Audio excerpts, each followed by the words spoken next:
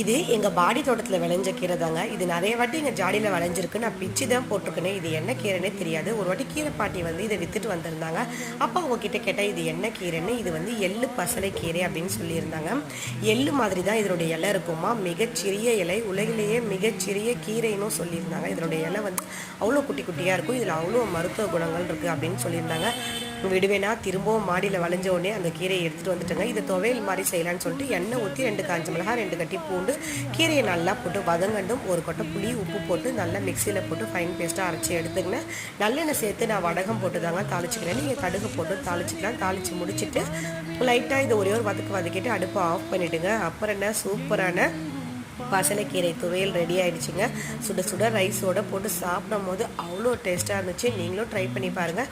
இதில் அவ்வளோ மருத்துவ குணங்கள் இருக்குன்னு சொல்லியிருந்தாங்க. கண்டிப்பாக இந்த கீரையை பார்த்தா மிஸ் பண்ணாமல் வாங்கி சமைச்சு பாருங்கள். சமைச்சு பார்த்துட்டு கமெண்ட் பண்ணுங்கள்.